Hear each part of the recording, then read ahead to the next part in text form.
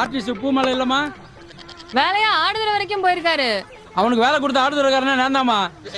எங்கம்மா போயிட்டு வந்தாலே அதன்னையா பேரு கெத்து. கௌரவ் கங்குலி மட்டும் ஜார்க்கண்ட் பக்கம் போகாம நம்ம கடலூர் மாவட்டம் பக்கம் வந்து தேடி இருந்தா இன்னைக்கு மகேந்திர சிங் தோனின்னு ஒருத்தர் இருந்திருக்க மாட்டாரு. அந்த இடத்துல நம்ம கெத்துனா இருந்திருப்பாரு. நம்ம ஊர்ல பூமால அண்ணன் கெத்து மாதிரி அவன் ஊர்ல அவன் கெத்தா இருப்பான்.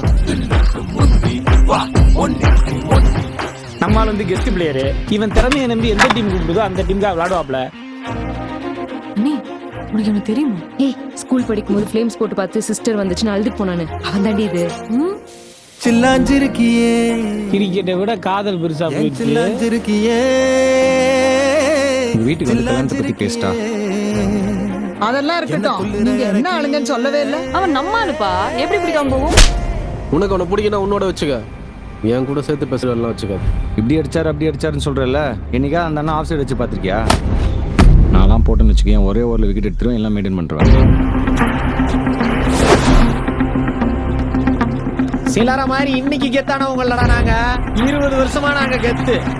மேட்சுக்கு போகும்போது அந்த அண்ணன் கண்டிப்பா பிரச்சனை பண்ணுவாப்லன்னு தோணுது. என்ன பண்ணிட்டோம், நம்ம பண்ண மாட்டோமா பிரச்சனை? அடித்தடி ஒண்ணு மட்டும் தான் இல்லாம இருந்துச்சு, அதையும் ஆரம்பிச்சிட்டேன். உயிரோக்காக என்ன விட்டு கொடுத்துட்டல. ஊருக்கு நல்லவனா இருக்கிறவங்களாம் வீட்டுக்கு நல்லவனா இருக்க மாட்டாங்க. முதல்ல மேட்ச்ல அவனை ஓட விடணும்.